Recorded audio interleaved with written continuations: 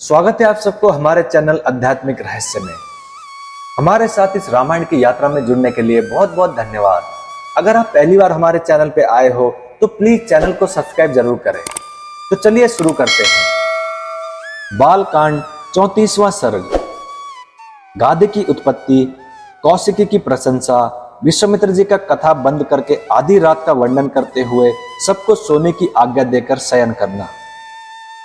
रघुनंदन विवाह करके जब राजा ब्रह्मदत्त चले गए तब पुत्रहीन महाराज कुशनाभ ने श्रेष्ठ पुत्र की प्राप्ति के लिए पुत्रेष्टि यज्ञ का अनुष्ठान किया।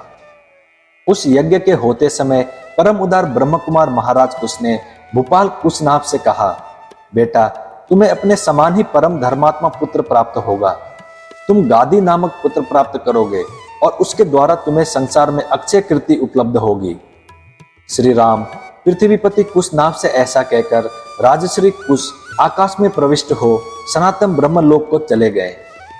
कुछ काल के पश्चात बुद्धिमान राजा कुशनाभ के यहाँ परम धर्मात्मा गादी नामक पुत्र का जन्म हुआ। ककुस्थ कुलभूषण रघुनंदन वे परम धर्मात्मा राजा गादी मेरे पिता थे। मैं कुश के कुल में उत्पन्न होने के कारण कौशिक कहलाता हूँ। राघव मेरे एक ज्येष्ठ बहन भी थी जो उत्तम व्रत का पालन करने वाली थी। उसका नाम सत्यवती था। वो ऋचिक मुनि को ब्याही गई थी। अपने पति का अनुसरण करने वाली सत्यवती शरीर सहित सर्वलोक को चली गई थी। वही परम उदार महानदी कौशिक के रूप में भी प्रकट होकर इस भूतल पर प्रभावित होती है। मेरी वो बहन जगत के हित के लिए हिमालय का आश्रय लेकर नदी रूप में प्रभावित हुई। वह पुण्य सलीला दिव्य नदी बड़ी रमणीय है। रघुनंदन मेरा अपनी बहन कौशिकी के प्रति बहुत स्नेह है, अतः मैं हिमालय के निकट उसी के तट पर नियम पूर्वक बड़े सुख से निवास करता हूँ। पुण्यमय सत्यवती सत्य धर्म में प्रतिष्ठित है। वह परम सौभाग्यशालिनी पतिव्रता देवी यहाँ सरिताओं में श्रेष्ठ कौशिकी के रूप में विद्यमान है।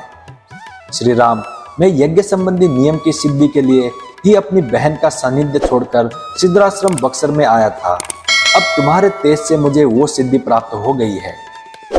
महाबाहु श्री राम तुमने मुझसे जो पूछा था उसके उत्तर में मैंने तुम्हें सोनभद्र तटवर्ती देश का परिचय देते हुए यह अपनी कथा अपने कुल की उत्पत्ति बताई है।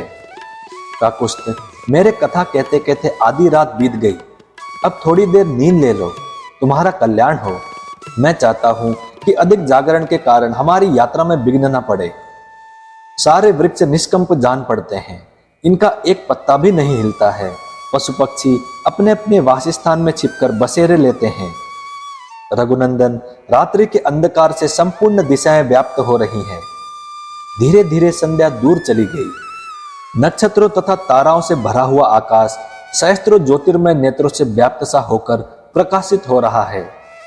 संपूर्ण लोक का अंधकार दूर करने वाले शीतल रश्मि चंद्रमा अपनी प्रभाव से जगत के प्राणियों का मन को आनंद प्रदान करते हुए उदित हो रहे हैं। रात में विचरने वाले समस्त प्राणी यक्ष राक्षसों के समुदाय तथा भयंकर पिशाच इधर उधर विचर रहे हैं। ऐसा कहकर महातेजस्वी महामुनि विश्वामित्र चुप हो गए। उस समय सभी मुनियों ने साधुवाद देकर विश्वामित्र जी की भूरी भूरी प्रशंसा की। कुश पुत्रों का यह वंश सदा ही महान धर्मपरायण रहा है। कुशवंशी महात्मा श्रेष्ठ मानव ब्रह्मा जी के समान तेजस्वी हुए हैं। महायशस्वी विश्वामित्र जी अपने वंश में सबसे बड़े महात्मा आप ही हैं तथा सरिताओं में श्रेष्ठ कौशिकी भी आपके कुल की कृति को प्रकाशित करने वाली है। इस प्रकार आनंदमग्न हुए उन मुनिवरों द्वारा प्रशंसित श्रीमान कौशिक मुनि अस्त हुए सूर्य की भांति नींद लेने लगे। वह कथा सुनकर लक्ष्मण सहित श्री राम को भी कुछ विस्मय हो आया। वे भी मुनिश्रेष्ठ विश्वामित्र की सराहना करके नींद लेने लगे। इस प्रकार श्री वाल्मीकि निर्मित आर्ष रामायण आदि काव्य के बालकांड में 34वां सर्ग पूरा हुआ। मैं उम्मीद करता हूँ श्री राम जी आपकी सारी मनोकामनाएं पूरी करें। जय श्री राम, जय हनुमान। अब मिलते हैं अगली वीडियो में।